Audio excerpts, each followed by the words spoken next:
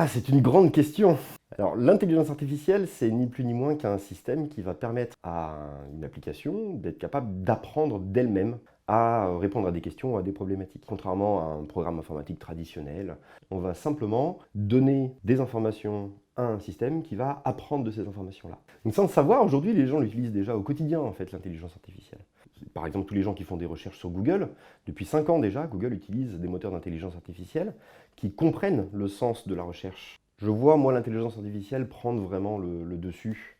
D'ici très peu de temps, on voit la vitesse à laquelle les choses vont. On est passé d'un système qui était capable de faire des choses qui manquaient vraiment de sens à un système qui aujourd'hui est capable de répondre avec des pertinences surprenantes. Les développeurs de ces solutions-là sont surpris eux-mêmes des capacités du produit. Ils ont découvert que le produit était capable de faire des choses pour lesquelles il n'a pas du tout été conçu au départ. Et d'ici très peu de temps, on aura sans doute affaire à des intelligences artificielles qu'on appelle généralistes, capables de comprendre toute forme de médias, que ce soit du son, des images, du texte, qui prennent en compte tous les éléments qui leur sont donnés pour pouvoir nous mâcher le travail. Donc l'avenir de l'intelligence artificielle, à très court terme, on sera sur des systèmes qui, petit à petit, vont s'intégrer de plus en plus dans les objets du quotidien et faire des choses sans même qu'on ait besoin de leur expliquer ce qu'on attend d'eux. C'est un outil qui est fabuleux. ChatGPT n'est qu'un exemple de tous ces moteurs génératifs de texte capables de faire une quantité de choses à notre place qui est assez étonnant. L'avantage, c'est que du coup, on peut lui confier des tâches qui seraient peut-être très coûteuses en temps pour nous, que lui va réaliser en quelques secondes. L'inconvénient qu'on peut voir immédiatement, c'est qu'il peut prendre la place de personnes. Donc on a affaire à des transformations assez importantes qui vont sans doute chambouler pas mal les métiers d'aujourd'hui dans les quelques années à venir. Ce qu'on essaie de faire aujourd'hui avec les enfants, c'est de leur expliquer ce que c'est qu'un programme informatique.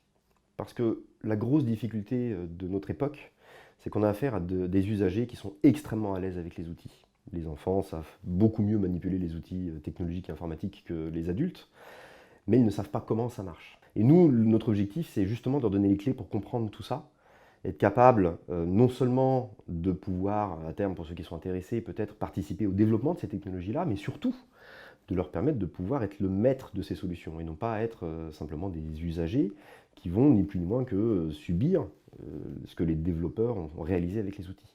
Et donc dans ce qu'on va proposer dans le cursus Les Savants Foutech, ça va être de comprendre comment un programme informatique est conçu, qu'est-ce qui fait qu'on parle d'une intelligence artificielle. Et donc on les sensibilise à tout ça en leur montrant pourquoi une machine va réagir de certaines manières. Ces aspects qui peuvent être très très techniques. Je pense que les enfants ont besoin de comprendre par l'amusement, fabriquer des choses très ludiques, des jeux avec lesquels ils vont pouvoir tout de suite se mettre en situation. L'objectif de la plupart des personnes qui vont être demain des utilisateurs au quotidien de l'intelligence artificielle, on est dans cette philosophie de faire en sorte que ce soit l'enfant qui découvre. Et nous, on est juste là pour l'accompagner. Ça va leur permettre de comprendre d'eux-mêmes en réalité. Le système aujourd'hui éducatif a une dimension qui est encore sans doute un peu faible par rapport à ce que le marché va exiger demain.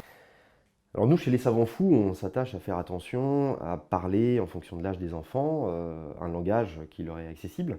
On est dans un monde qui évolue en permanence.